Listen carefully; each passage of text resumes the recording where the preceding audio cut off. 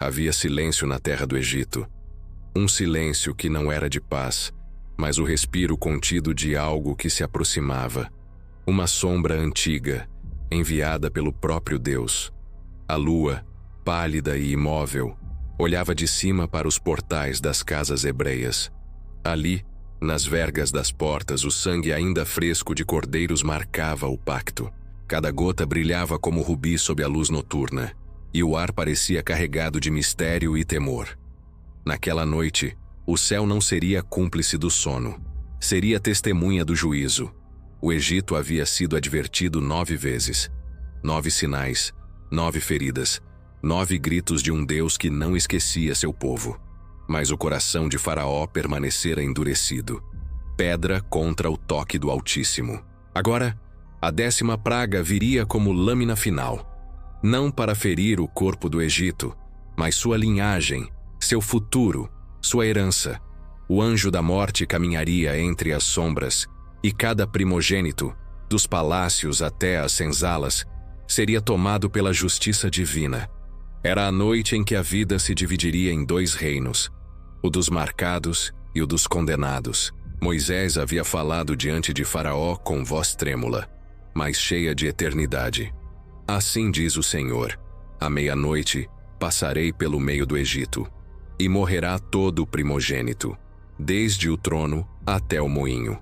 Então sabereis que o Senhor faz distinção entre o Egito e Israel. Palavras que soaram como trovões contidos, mas o rei, cegado por orgulho, riu da sentença que ecoava dos céus. Riu até que o silêncio começou a se transformar em lamento. As horas avançavam. Dentro das casas hebreias, famílias se reuniam em torno do cordeiro assado. O aroma da carne se misturava ao incenso do medo. Os pais olhavam para os filhos primogênitos e viam neles o reflexo da promessa e da fragilidade humana.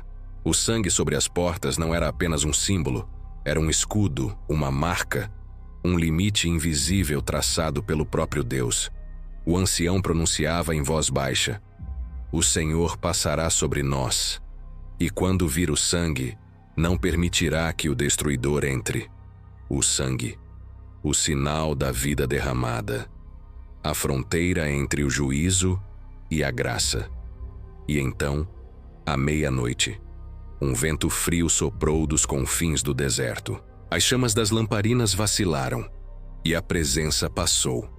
Não se ouvia passos. A morte andava como sombra que respira. Passava diante das portas manchadas de vermelho, e nelas detinha-se. O sangue falava, não com palavras, mas com memória. Este pertence ao pacto. E a sombra seguia adiante. Nas casas sem sangue, o ar se tornava pesado. Um suspiro, o último de cada primogênito, subia e se dissolvia no vento. Primeiro no palácio de Faraó, depois nas vilas, nos currais, nas prisões. A mesma voz calava reis e escravos. E em toda a terra do Egito, levantou-se um só grito. Um clamor de mães despertas, de pais caídos ao chão, de famílias dilaceradas pelo toque invisível do Altíssimo. Nunca houvera pranto igual. Enquanto isso, em Gósen o silêncio era outro. Não de morte, mas de temor reverente. Os hebreus, protegidos pelo sangue, ouviam o eco distante dos lamentos e sabiam: o juízo passara por cima deles. Mas não havia orgulho, nem júbilo. Havia espanto, porque compreenderam que não foram poupados por merecimento, mas por substituição. Um cordeiro morrera em seu lugar, e o sangue daquele inocente havia falado por eles diante do Deus vivo. O povo de Israel entendeu, ainda que em sombras, o mistério que séculos depois se revelaria na cruz, o sangue que salvaria não apenas primogênitos, mas toda a humanidade. O cordeiro daquela noite era apenas o primeiro reflexo do cordeiro eterno, cujo sangue não seria posto em portas de barro, mas nas portas da alma. Mas o Egito estava coberto de luto. As ruas se enchiam de velas e corpos, e os templos, antes cheios de estátuas e ídolos, agora ecoavam em silêncio. Nem os deuses de pedra podiam responder ao pranto. O Nilo, outrora orgulho e fonte de vida, parecia agora murmurar como um rio de lágrimas. E no trono, o homem que se julgava Deus, Faraó, curvava-se diante da realidade. Havia um Deus acima dos deuses, e seu nome não podia ser desafiado. Com o corpo do próprio filho em seus braços, ele chamou Moisés na escuridão da noite. Levai vosso povo, e ide servir ao Senhor. Somente ide, e abençoai-me também. Era a rendição do Egito, era o preço do sangue. A madrugada trouxe o início do êxodo. Cada hebreu, com sandálias nos pés e cajado na mão, partia apressadamente, levando pães sem fermento e lembranças do terror. Eles caminhavam sob o mesmo céu que havia testemunhado a morte, mas agora seguiam em direção à promessa. Entre a escuridão e o nascer do sol, o sangue ainda escorria nas portas, como selo e testemunho. O sangue que salvou naquela noite anunciava algo maior, que a vida só floresce quando o sangue é oferecido, que a liberdade nasce do sacrifício, e que o Deus que julga é o mesmo que redime. Porque a morte dos primogênitos não foi apenas punição, foi a revelação de um princípio eterno, que a justiça divina exige o preço do sangue, mas que o próprio Deus, em sua misericórdia, ofereceria o sangue que ele mesmo exigiu. O Egito chorou seus filhos, Israel chorou o cordeiro, e o céu, em silêncio, preparava o palco para o sangue que um dia correria no madeiro da cruz. Naquela noite, o sangue se tornou sinal de vida, e cada porta manchada foi transformada em altar. A morte passara, e a vida, marcada pelo sangue, havia começado. A noite havia passado, mas o ar ainda tremia sob o peso do acontecido. O Egito despertava coberto de cinzas e silêncio, e as portas marcadas com sangue reluziam sob o primeiro clarão do amanhecer, como feridas abertas na própria face do mundo. Era o nascer de um novo tempo. Mas antes que o sol se levantasse completamente, Deus já havia escrito com tinta carmesim a primeira página da redenção. A morte havia passado, mas o sangue ficara. Cada gota sobre as vergas era um testemunho, uma lembrança viva de que o juízo havia vindo, e que a misericórdia se revelara no mesmo instante em que a espada do anjo fora levantada. Aquele sangue não era mero símbolo, era o selo de uma aliança oculta, a prefiguração de um mistério que atravessaria séculos, pois o sangue sempre fora o idioma de Deus. Desde Abel, o justo, cujo sangue clamava da terra, desde Abraão, que levantou o cutelo sobre o filho, desde Noé, que ofereceu o sacrifício após o dilúvio. O sangue falava onde a voz humana se calava, e o Senhor o escutava. Naquela noite, ele ensinara a Israel o que o homem esquecera desde o Éden, que a vida não pertence ao corpo, mas ao sangue, e que apenas o sangue pode redimir o sangue. Os hebreus caminhavam apressados rumo ao deserto, mas cada um levava dentro de si o peso daquele sinal. As mãos ainda manchadas do cordeiro pareciam carregar o segredo da salvação.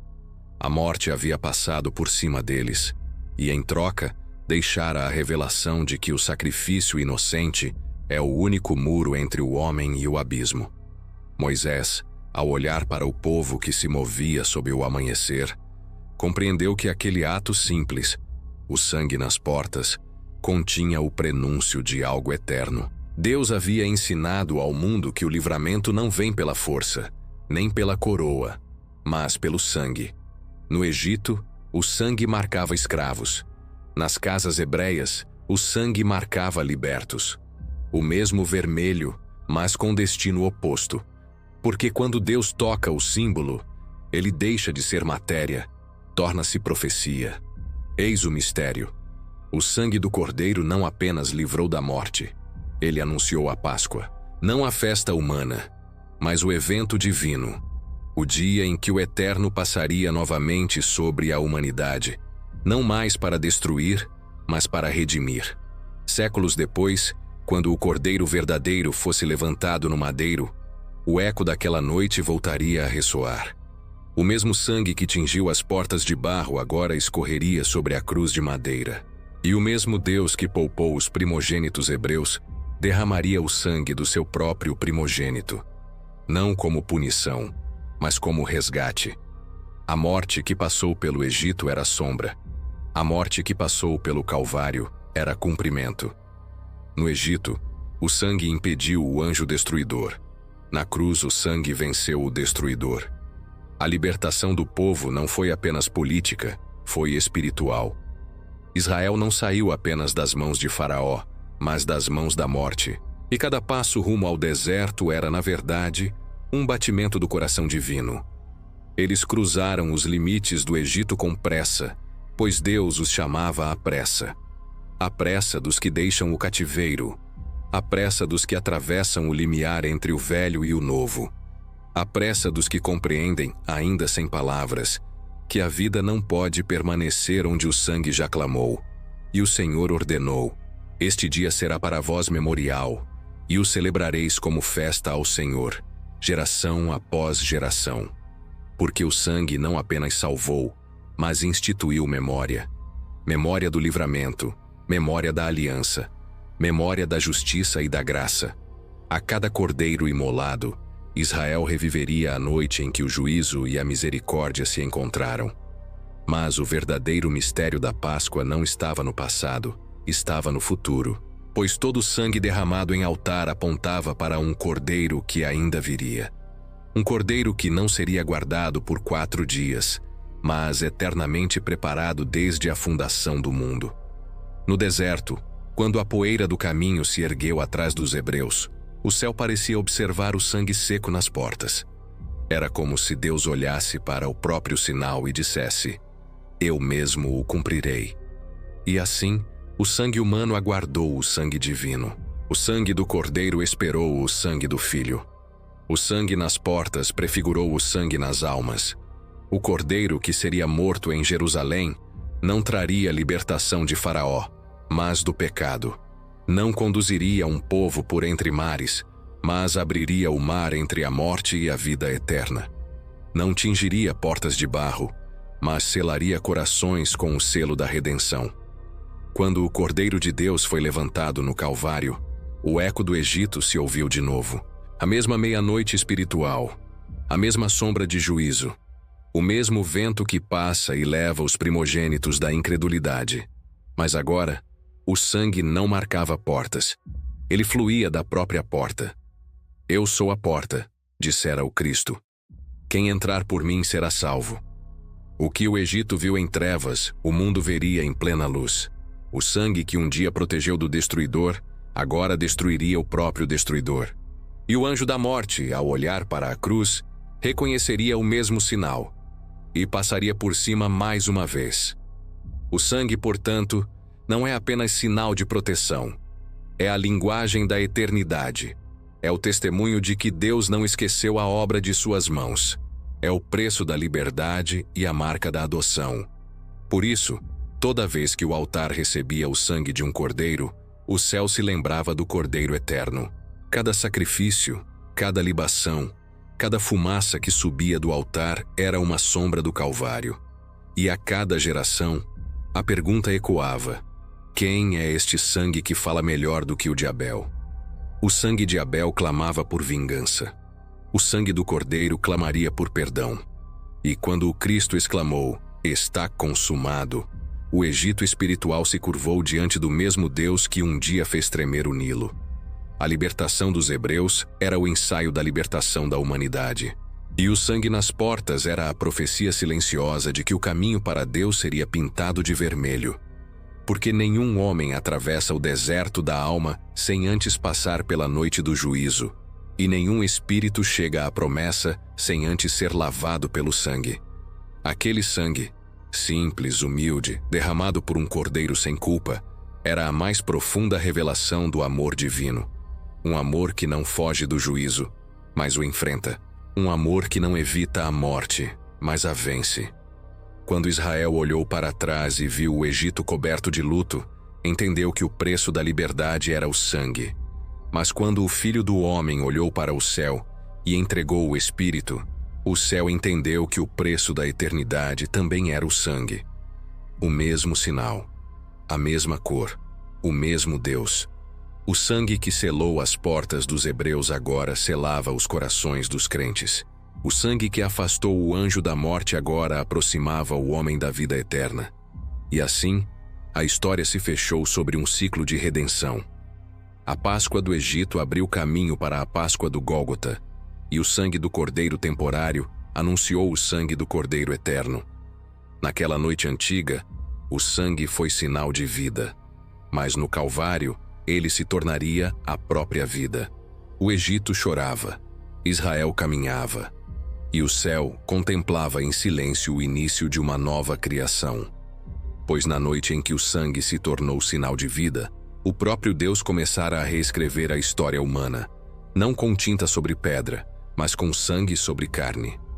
O juízo havia passado, a morte havia sido contida, mas o mistério apenas começava a se revelar. Porque o sangue, que naquela noite selou portas e poupou primogênitos, era mais do que um livramento momentâneo. Era o nascimento de um pacto eterno. Era o primeiro traço visível daquilo que mais tarde seria chamado de redenção. Ao amanhecer, as ruas do Egito estavam cobertas de luto, mas o povo hebreu, marcado pelo sangue, movia-se em direção ao deserto. Eles não sabiam para onde iam, mas sabiam de onde haviam sido libertos. Carregavam consigo o pão sem fermento, os ossos de José e a lembrança de uma noite em que o sangue falou mais alto que o clamor da morte. Cada passo rumo ao deserto era uma confissão silenciosa. Não somos nossos, fomos comprados. E embora ainda não compreendessem em sua plenitude, o que caminhava entre eles não era apenas uma multidão de libertos. Era o prenúncio da igreja, o povo da aliança, nascido do sangue e conduzido pela promessa. O sangue marcara o início, mas o mar marcaria o caminho. O mesmo Deus que exigira o sangue nas portas agora abriu as águas diante deles. O sangue havia selado o pacto, o mar o selaria na carne. Porque a travessia do Mar Vermelho era mais do que fuga, era batismo. O Egito representava o antigo homem e as águas a morte que o sepulta. Quando o povo atravessou, deixou para trás o império da morte e emergiu como nação redimida. O sangue havia poupado da destruição, e as águas agora purificavam da escravidão. Era a sequência divina. Primeiro o sangue, depois o caminho. Assim como, séculos depois, o Cordeiro Eterno abriria com o próprio sangue o mar da reconciliação entre Deus e os homens. As águas se ergueram como muros, e no meio delas, o povo de Deus passou, caminhando entre o juízo e a misericórdia. Era o mesmo cenário da Páscoa anterior. De um lado, a morte, do outro, a vida. O sangue havia marcado o limiar. O mar, agora, o confirmava. E o Egito, símbolo do pecado, tentou seguir o mesmo caminho sem o mesmo sangue. Mas o mar, que fora livramento para os marcados, tornou-se sepultura para os profanos. Assim é com o juízo. O que salva um, consome outro. O que abre caminho para o justo, fecha-se sobre o ímpio. O mesmo sangue que protegeu as portas hebreias foi o que condenou as portas do Egito. O mesmo Deus que libertou, julgou. Porque não há salvação sem justiça, nem redenção sem sacrifício. Quando o povo alcançou a outra margem, o vento cessou e o mar se fechou sobre os exércitos de Faraó. O silêncio que seguiu foi o mesmo da noite anterior, o silêncio de um Deus que acabara de agir. E Moisés, de pé sobre a areia, compreendeu. O sangue nas portas fora o prelúdio, o mar aberto, o cumprimento. O juízo e a misericórdia haviam se encontrado de novo, e ambos falavam a mesma língua, o sangue. Mas há um mistério ainda mais profundo, pois o sangue da Páscoa não apenas livrou um povo, ele desenhou o mapa da redenção universal. Cada evento do Êxodo era a sombra de um evento futuro. O cordeiro morto na casa hebreia anunciava o cordeiro morto no madeiro. O sangue nas portas antecipava o sangue nos cravos. A travessia do mar prefigurava a passagem da morte para a vida. E o cântico de Moisés antecipava o cântico do cordeiro em Apocalipse. Deus falava em símbolos, e o sangue era sua gramática eterna. Séculos depois, nas ruas de Jerusalém, o mesmo Deus andaria novamente entre os homens. Mas agora, ele não viria com cajado em mãos, nem enviaria pragas. Ele viria com carne e ossos, com lágrimas e suor, e em vez de exigir o sangue do cordeiro, derramaria o seu próprio. O Filho do Altíssimo se tornaria o primogênito ferido, para que todos os primogênitos espirituais, os filhos da fé, pudessem viver. O Egito chorou por seus primogênitos, mas o céu choraria pelo seu. No Calvário, o sangue voltou a correr, mas agora não sobre portas, nem altares de barro, e sim sobre a terra inteira. O madeiro tornou-se a nova verga, os cravos, as novas colunas, e o cordeiro o mesmo de sempre, agora revelado em plenitude. O sangue pingava da cruz e tocava o pó do chão, e o pó se lembrava do Éden, onde o homem fora moldado e amaldiçoado. Agora, o sangue do cordeiro restaurava o barro, redimindo o mesmo pó que um dia recebera o sopro divino. Cada gota que caía era como um eco daquela noite no Egito. Quando eu vir o sangue, passarei por vós. A cruz era a nova Páscoa. O sangue, o mesmo sinal. E o juízo, mais uma vez, foi substituído pela misericórdia. A partir daquele momento, todo altar, todo cordeiro e toda lembrança do êxodo se tornaram sombras que encontraram seu corpo. Porque o verdadeiro êxodo não era geográfico, era espiritual. Cristo não libertou um povo de Faraó, mas a humanidade inteira do domínio do pecado. E o sangue do cordeiro não marcou portas de barro, mas corações de carne. O sangue que no Egito separou escravos e libertos, agora separava vivos e mortos. O mesmo sangue que poupou famílias agora selava eternidades. E quem o recebia pela fé tornava-se parte do novo Israel, não nascido de carne e sangue humanos, mas do sangue divino derramado. No deserto, Deus ordenou a Moisés que o povo lembrasse para sempre da Páscoa, para que nenhuma geração esquecesse a noite em que o sangue falou. Mas o apóstolo Paulo, séculos depois, diria: Cristo, nossa Páscoa, foi sacrificado por nós. Assim, o memorial da antiga aliança transformou-se em ceia. O vinho tornou-se símbolo do sangue, e o pão, do corpo. O sangue que um dia escorreu nas portas agora é partilhado em cálices de redenção.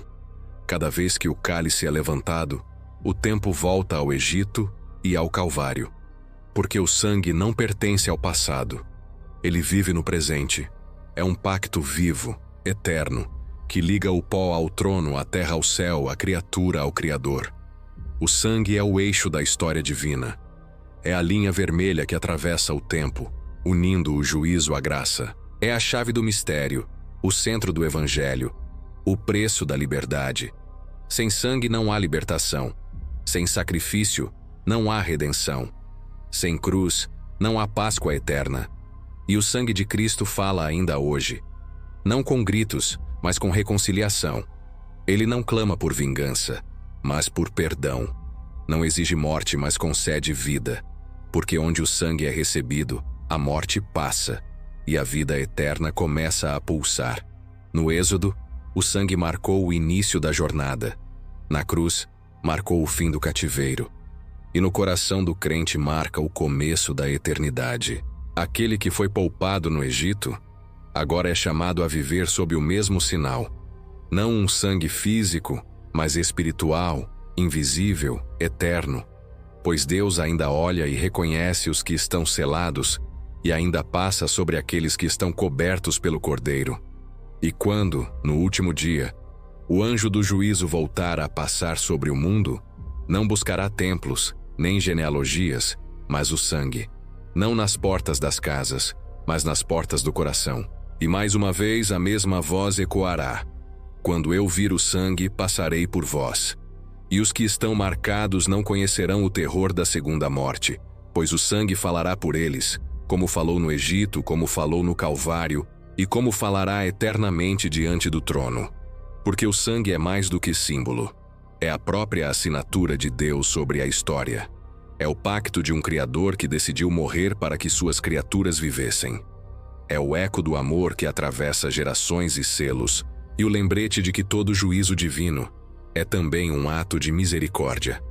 O sangue nas portas foi o prenúncio, o sangue na cruz, o cumprimento, e o sangue no coração, a consumação. A morte dos primogênitos foi o juízo que anunciou a morte do primogênito divino, para que a humanidade inteira pudesse viver sob o selo da vida. E o Cordeiro, aquele que esteve morto, vive para sempre, e em seu sangue está escrito o novo êxodo, o caminho da morte para a vida, do Egito para o reino, do juízo para a redenção. Porque o sangue não apenas salvou Israel naquela noite, ele continua a salvar, sempre que um coração é lavado, sempre que uma alma se rende, sempre que alguém reconhece: o sangue passou por mim, e a morte já não tem poder. E assim, de geração em geração, a eternidade se curva diante de um fato simples e terrível. A vida só triunfa quando o sangue é derramado. E aquele que foi o Cordeiro no Egito e o Cordeiro na cruz, ainda é o Cordeiro no trono, marcado para sempre pelo sangue que se tornou sinal de vida.